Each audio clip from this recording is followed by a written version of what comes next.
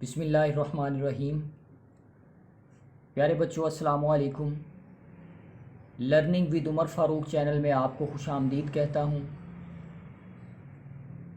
जैसा कि आपको मालूम है कि पिछले लेक्चर्स में हमने एफएससी मैथमेटिक्स पार्ट 1 का चैप्टर नंबर 1 शुरू किया था और उसमें हमने नंबर्स का तारुफ देखा कि नंबर्स किस तरह से डेवलप हुए, और हमने कुछ सेट्स को देखा कि डिफरेंट टाइप्स ऑफ सेट्स जो हैं वो किस तरह से उनको लिखते हैं, उनकी फॉर्मेशन क्या होती है, और कुछ एग्जांपल्स देखी हमने। आज इसी बात को आगे बढ़ाते हुए हम कुछ फर्दर चीज़ों को देखेंगे। आज सबसे पहले जो हमारे पास एक एग्जांपल है जिसको हम थ्योरम भी कह सकते हैं, वो है हमारे पास कि हमने ये बताना है कि √2 जो होता है वो एक इर्रेशनल नंबर होता है। जिस तरह से हमने पिछले लेक्चर में रैशनल और इर्रेशनल नंबर को देखा कि जो इर्रेशनल नंबर होते हैं उनको फ्रैक्शन में नहीं लिखा जा सकता, उनको बटे में नहीं लिखा जा सकता। अब हम √2 जो हमारे पास है, √2 जो हमारे पास है, उसको हम बताएंगे कि वो किस तरह से इर्रेशनल होता है। इसको हम प्रूफ करेंगे। तो प्रूफ करने के लिए हमारे पास जो सवाल है वो है प्रूव √2 या √2 इज़ इर्रेशनल। तो इसके लिए हमारे पास एक तरीका मौजूद है कि अगर किसी चीज़ को हम प्रूफ करना चाहते हैं तो हम उसको उलट फ़र्ज कर लेते हैं, जिसको कहते हैं बाय मेथड ऑफ कंट्राडिक्शन। क्या कहते हैं? बाय कंट्राडिक्शन, यानी उलट हम फ़र्ज कर लेंगे। हमें सवाल में दिया हुआ था कि 2 जो है वो एक इर्रेशनल है, 2 का जज़र जो है या √2 जो है वो इर्रेशनल। हम इसको क्या कहते हैं कि ये रैशनल है, यानी फ़र्ज़ कर लेते हैं कि √2 क्या है, वो रैशनल है। रैशनल है तो उसको बटे में लिखा जा सकता है, क्योंकि रैशनल की तारीफ़ ही ये है कि उसको बटे में लिखा जा सकता है। तो √2 को हमने कहा कि ये बराबर किसके है? रैशनल के बराबर है। ये इक्वल किसके है? रैशनल के बराबर है। तो रैशनल की डेफिनेशन के मुताबिक रैशनल नंबर को बटे में लिखा जा सकता है, यानी P/Q में लिखा जा सकता है। तो √2 को हमने फ़र्ज़ कर लिया कि वो रैशनल है, तो उसको फिर क्या लिख दिया? बटे में लिख दिया। तो इन दोनों के ऊपर कंडीशंस को हमने देखा था कि P और Q दोनों इंटीजर्स होते हैं और नीचे वाला नंबर 0 नहीं होना चाहिए। और पिछले लेक्चर में ये बताया था मैंने कि जो रैशनल नंबर होता है वो लोएस्ट फॉर्म में होता है, यानी P और Q को जो सबसे बड़ा नंबर डिवाइड करेगा वो 1 होना चाहिए। 1 से बड़ा नंबर इनको डिवाइड नहीं करना चाहिए। अब देखिए, हम इसको क्रॉस मल्टीप्लाई करके इस तरह लिख सकते हैं कि P यहाँ आ गया और Q को इधर मल्टीप्लाई कर दिया। दोनों तरफ स्क्वायर करेंगे तो ये P का स्क्वायर हो जाएगा, √2 का स्क्वायर करेंगे तो 2 आ जाएगा, Q का स्क्वायर करेंगे तो Q स्क्वायर आ जाएगा। P स्क्वायर एक साइड पे रहने देते हैं और 2 को इधर मल्टीप्लाई कर देते हैं तो ये क्या आ जाएगा जी? 2 Q स्क्वायर है, और 2 को इधर डिवाइड कर देते हैं, P स्क्वायर के ऊपर 2 को डिवाइड कर देते हैं। तो बाकी क्या बच गया हमारे पास? Q स्क्वायर बराबर आ गया P²/2 के, यानी Q स्क्वायर इक्वल है P²/2 के। ये बड़ी इंपॉर्टेंट बात है, इतनी बात को आपने ध्यान से देखना है। डियर स्टूडेंट्स, इससे मुराद ये है कि P का जो स्क्वायर है उसको 2 डिवाइड करता है, P के स्क्वायर को 2 डिवाइड करता है। तो याद रखें, अगर कोई नंबर किसी के स्क्वायर को डिवाइड करेगा तो वो स्क्वायर के बग़ैर भी उसे डिवाइड करेगा। मैंने बात क्या कही है कि अगर कोई नंबर, कोई भी नंबर, वो किसी नंबर के स्क्वायर को डिवाइड करता है तो फिर वो स्क्वायर के बग़ैर भी उसे डिवाइड करेगा। किस तरह? मिसाल के तौर पे 6 का स्क्वायर है, इसको 2 डिवाइड करता है, यानी 6 का स्क्वायर 2 पर तकसीम हो जाता है, तो स्क्वायर के बग़ैर भी देखें डिवाइड हो जाएगा। 6 को डिवाइड करेंगे 2 पे तो जवाब 3 निकल आएगा। यहाँ मैं लिख भी देता हूँ कि इसका जवाब क्या निकलेगा? 3 निकल आएगा। ठीक है ना जी? दोबारा देखें इसी बात को कि अगर कोई नंबर, कोई भी नंबर है, 2 की जगह कोई भी नंबर होता तो अगर वो किसी स्क्वायर वाली रकम को डिवाइड करता है तो फिर वो स्क्वायर के बगैर भी डिवाइड करेगा। ठीक है, एग्जांपल मैंने दे दी है कि 6 का स्क्वायर को अगर 2 डिवाइड करता है तो फिर स्क्वायर के बगैर भी उसे 2 डिवाइड करेगा। ठीक है जी। अब हम फ़र्ज़ कर लेते हैं कि ये जो p है ये 2c के बराबर है। फ़र्ज़ कर लेते हैं कि p किसके इक्वल है, 2c के इक्वल है। तो p का स्क्वायर आज इधर करें, इधर स्क्वायर करेंगे तो 2 का 4 आ जाएगा, c का c स्क्वायर आ जाएगा। अब इसे इस इक्वेशन नंबर 1 जो है इसमें पुट कर देते हैं। पहले तो इसे लिख देते हैं, p स्क्वायर ओवर 2 हमने लिख दिया, इक्वल किसके है, q स्क्वायर के। तो जो हमने फ़र्ज़ किया था p स्क्वायर की जगह क्या डाल दिया, उसकी वैल्यू को डाल दिया। p स्क्वायर की जगह ये वैल्यू लिख दी, 4c स्क्वायर, इसको काटेंगे तो बाकी ये हिस्सा रह जाएगा, 2c square equal q square क्या आ जाएगा। अब देखिए आगे हम इसको किस तरह से लिख सकते हैं। हमारे पास आ गया जी 2c square equal q square, ठीक है जी। अब ज़रा गौर करें, इसको हम इस तरह लिख सकते हैं जैसे हमने पिछली इक्वेशन में लिखा था कि c स्क्वायर किसके इक्वल आएगा, q स्क्वायर ओवर 2 के। अब ज़रा फिर यहाँ गौर करें, अगर जो 2 है वो q के स्क्वायर को डिवाइड करता है, तो इस तरह मैंने आपसे कहा कि वो स्क्वायर के बगैर भी उसे डिवाइड करेगा। अब देखें ज़रा गौर करें, हमने पीछे ये कहा कि p को भी 2 डिवाइड करता है और q को भी 2 डिवाइड करता है। इसका मतलब क्या हुआ कि जो p ओवर q नंबर था, इसमें ये जो ऊपर वाला p है इसको भी 2 ने तकसीम कर दिया और जो q है इसको भी 2 ने तकसीम कर दिया। तो हमने ये कहा था कि जो रैशनल नंबर होता है वो लोएस्ट फॉर्म में होता है, यानी उनको सबसे बड़ा नंबर जो डिवाइड करता है वो 1 होता है। लेकिन यहाँ पर तो p को भी 1 से बड़े नंबर ने डिवाइड कर दिया और q को भी 1 से बड़े नंबर ने डिवाइड कर दिया। इसका मतलब है p ओवर q जो रैशनल नंबर है वो लोएस्ट फॉर्म में नहीं है, लोएस्ट फॉर्म में नहीं है। क्यों नहीं है, क्योंकि उन दोनों को जो डिवाइड कर रहा है नंबर वो 2 है, यानी 1 से बड़ा नंबर उनको डिवाइड कर रहा है। इसका मतलब ये हुआ कि फिर ये रैशनल नहीं है, ये रैशनल नहीं है, क्योंकि p को भी 2 ने तकसीम किया और q को भी 2 ने तकसीम किया, तो ये रैशनल नहीं है।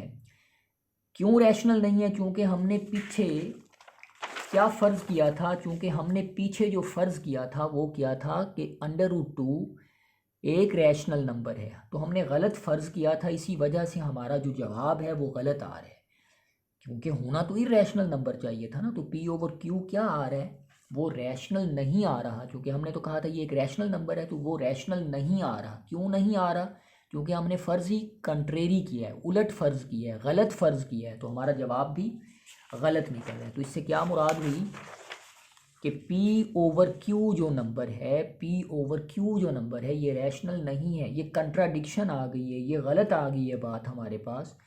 p over q equal p over q equal 2 का स्क्वायर रूट, ये फिर क्या है, रैशनल नंबर निकल आया, क्योंकि इसको भी 2 ने डिवाइड कर दिया और इसको भी 2 ने डिवाइड कर दिया, तो रैशनल आ गया। तो ये रैशनल तो है ही नहीं, ये गलत है, तो ये गलत बात होगी, कंट्राडिक्शन आ गई टू आर सपोजिशन, यानी जो हमने सब फ़र्ज़ किया था वो गलत फ़र्ज़ किया था।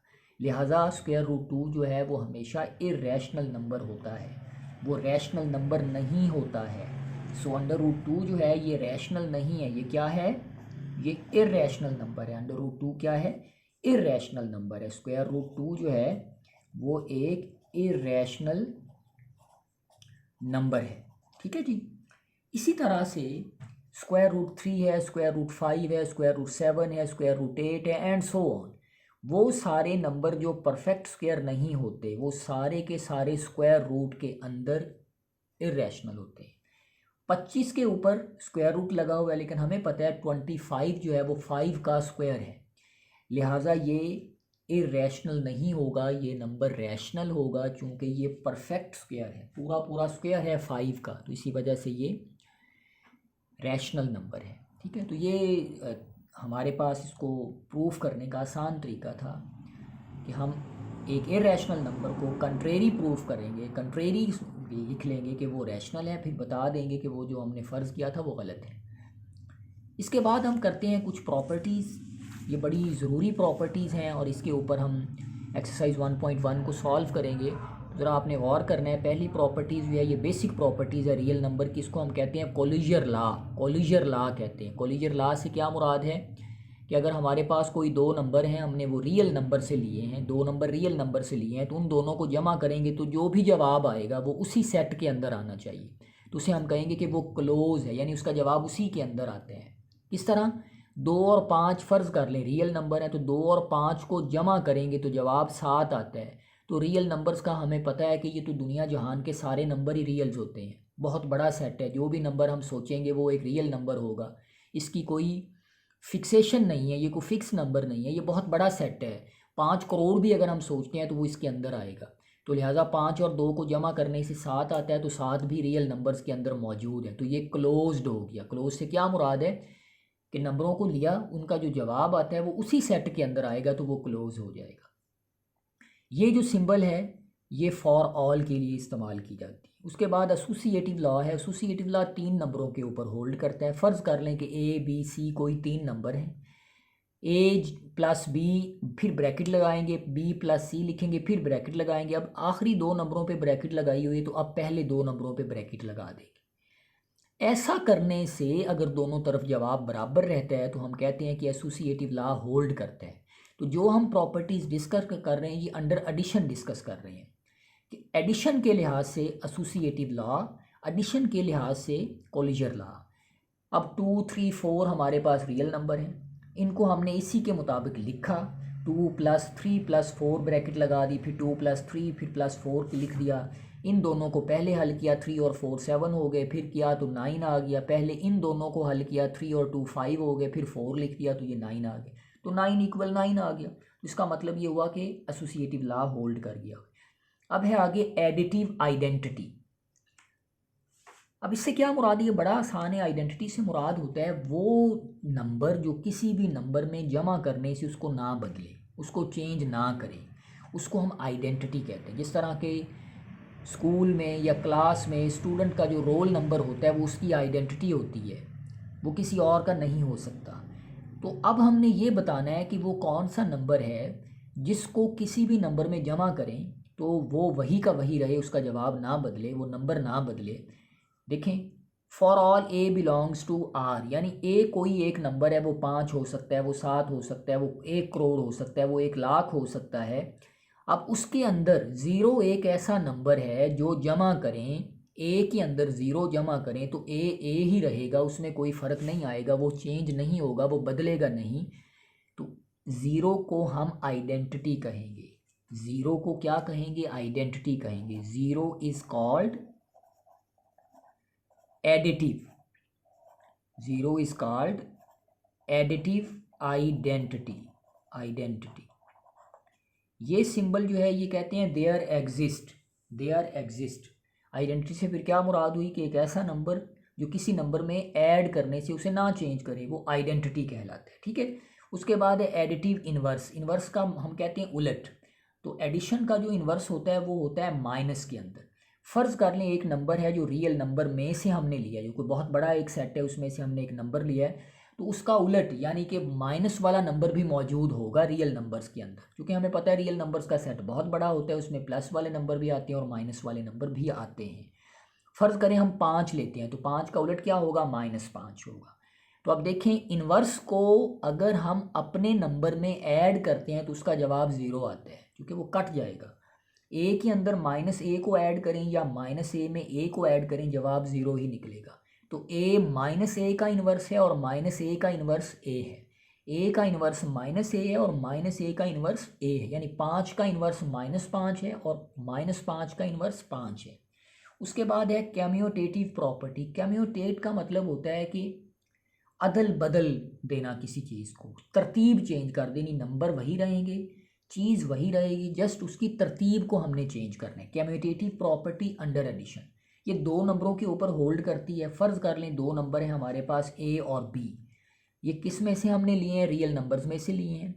a + b = b + a, यानी a + b करने से जो जवाब आएगा वो हमेशा अगर बराबर होता है b + a करने वाले जवाब से, तो इसको हम कहते हैं कि कम्यूटेटिव प्रॉपर्टी होल्ड करती है।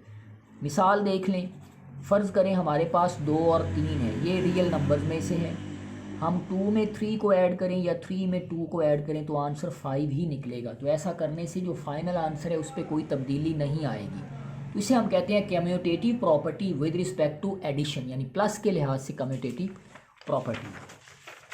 अगली हम प्रॉपर्टीज़ देखते हैं। मल्टीप्लिकेटिव लॉज जो हैं उनसे क्या मुराद होती है? जितने भी हमने लॉज पीछे पढ़े हैं एडिशन वाले, जितने भी हमने एडिशन वाले लॉज को पढ़ा है, यही सारे के सारे मल्टीप्लाई में भी यूज़ होते हैं। मसलन जहाँ जहाँ पर प्लस लगा हुआ था वहाँ वहाँ पर मल्टीप्लाई लगा देंगे तो वो हो जाएगा हमारा मल्टीप्लिकेटिव लॉस। मिसाल के तौर पे एडिशन लॉस की जगह क्या आ जाएगा, मल्टीप्लिकेटिव लॉस। तो कोलियर लॉ क्या हो जाएगा, प्लस की जगह मल्टीप्लाई लिखने से closure law with respect to multiplication. Associative law with respect to multiplication, यहाँ मल्टीप्लाई आ जाएगा, यहाँ मल्टीप्लाई आ जाएगा, यहाँ मल्टीप्लाई आ जाएगा, यहाँ मल्टीप्लाई आ जाएगा। आइडेंटिटी और इन्वर्स बस चेंज होंगे मल्टीप्लिकेशन में, वो मैं बता देता हूँ किस तरह से चेंज होंगे। कम्यूटेटिव प्रॉपर्टी भी वैसे की वैसे रहेगी, सिर्फ यहाँ पर मल्टीप्लिकेशन आ जाएगा, यहाँ पर मल्टीप्लिकेशन आ जाएगा, यहाँ मल्टीप्लिकेशन आ जाएगा, यहाँ मल्टीप्लिकेशन आ जाएगा। तो उस लिहाज से फिर हमारा जवाब आ जाएगा। अब देखिए वो जो दो लॉ चेंज होते हैं उनको हम देखते हैं कौन से चेंज होते हैं। एक हमारा चेंज होगा मल्टीप्लिकेटिव आइडेंटिटी और एक मल्टीप्लिकेटिव इन्वर्स हमारा चेंज होगा। अब देखिए हमने ये कहा था कि जो आइडेंटिटी होती है वो किसी भी नंबर को चेंज नहीं करती है। तो ज़ीरो क्योंकि ऐड करना था वो एडिशन के लिहाज से किसी को चेंज नहीं करता है। तो वन एक ऐसा नंबर है, वन एक ऐसा नंबर है जिसको किसी भी नंबर के साथ मल्टीप्लाई करोगे तो वो चेंज नहीं होगा। अब फ़र्ज़ करें for all A belongs to real numbers, यानी कोई एक नंबर है, हमने अपनी मर्ज़ी से कोई भी नंबर लें रियल नंबर्स के सेट में से, तो वन भी चूंकि रियल नंबर्स के अंदर है तो वन को जब ए के साथ मल्टीप्लाई करेंगे या ए को वन से मल्टीप्लाई करेंगे तो उसका आंसर ए ही आएगा। चूँकि वन को किसी भी नंबर के साथ मल्टीप्लाई करें तो वो वन चेंज नहीं करता उस नंबर को। मसलन हम वन को 25 से मल्टीप्लाई करते हैं या 25 को वन से मल्टीप्लाई करते हैं तो आंसर तो 25 ही निकलेगा, लिहाजा वन ने उनको चेंज नहीं किया। तो इस सेंस में वन क्या होगा, वन इज मल्टीप्लिकेटिव आइडेंटिटी होगा। वन क्या होगा, मल्टीप्लिकेटिव आइडेंटिटी होगा। ठीक है जी, आइडेंटिटी होगा। उसके बाद की मल्टीप्लिकेटिव इन्वर्स, जिस तरह हमने प्लस में देखा कि प्लस का जो उलट होता है वो माइनस होता है, हमें पता है मल्टीप्लिकेशन का जो उलट होता है यानी इन्वर्स जो होता है वो होता है डिवीजन के अंदर। अब देखें अगर कोई ये एक नंबर है वो रियल नंबर में से हमने लिया है तो उसका उलट क्या होगा, 1/a हो जाएगा। ए को 1/a से मल्टीप्लाई करें या 1/a को a से मल्टीप्लाई करें उसका आंसर 1 ही आएगा, क्योंकि 1 क्या है, वो मल्टीप्लिकेटिव आइडेंटिटी है। यहाँ पर आपने एक बात को याद रखना है कि अगर हमारे पास जो मल्टीप्लिकेटिव इन्वर्स मालूम करने के लिए जिसका इन्वर्स हम ले रहे हैं वो नंबर खुद माइनस में है तो उसका मल्टीप्लिकेटिव इन्वर्स भी माइनस में ही आएगा। मैं क्या कह रहा हूँ कि फ़र्ज़ करें आपने -5 का इन्वर्स लेना है, किसके लिहाज से इन्वर्स लेना है, मल्टीप्लिकेशन के लिहाज से इन्वर्स लेना है, तो इसका उलट क्या होगा, -1/5 होगा। यानी मल्टीप्लिकेटिव इन्वर्स में जिसका इन्वर्स लेना है और जो इन्वर्स आना है उन दोनों का साइन बराबर होता है, वो एक ही साइन के होते हैं। अब देखें ए का इन्वर्स 1/a है और 1/a का इन्वर्स a है, a का इन्वर्स 1/a है और 1/a का इन्वर्स a है, तो दोनों एक दूसरे का इन्वर्स होते हैं। एक और यहाँ पर चीज़, बाइनरी ऑपरेशन से क्या मुराद होता है, ये बड़ा आसान मैंने इस डायग्राम से आपको बता देता हूँ कि बाइनरी ऑपरेशन से मुराद एक ऐसा ऑपरेशन है जो दो नंबर्स को आपस में इकट्ठा कर देता है और एक हमें जवाब देता है। अब देखें फ़र्ज़ करें कि ओ या नॉट कोई एक ऑपरेशन है और दो नंबर हैं, YX कर लें या XY कर लें। ये क्या हुआ कि इसने इन दोनों के ऊपर अप्लाई हुआ, ये दोनों को इसने मिला दिया, ये दोनों पहले अलग अलग थे, इन दोनों को इसने इस तरह करके मिला दिया और ये ऑपरेशन दरमियान में खुद आ गया। यानी बाइनरी ऑपरेशन एक ऐसा ऑपरेशन होता है जो दो नंबरों को आपस में जोड़ देता है, दो नंबरों को आपस में जोड़ देता है। जिस तरह ये मिसाल मैंने दी है 5 और 3 के ऊपर ये ऑपरेशन अप्लाई होना था तो ये इस तरह से अप्लाई हो गया, यानी दोनों के दरमियान वो ऑपरेशन आ गया, उन दोनों को इकट्ठा कर दिया उस ऑपरेशन ने। प्यारे बच्चों, आज का हमारा जो टॉपिक था वो था, एक थ्योरम था या एक एग्जाम्पल थी, उसको हमने सॉल्व आउट किया और उसके बाद हमने प्रॉपर्टीज़ ऑफ रियल नंबर्स को देखा, जो बेसिक प्रॉपर्टीज़ थी उनको हमने देखा, मल्टीप्लिकेशन की प्रॉपर्टीज़ को देखा और एडिशन की प्रॉपर्टीज़ को देखा।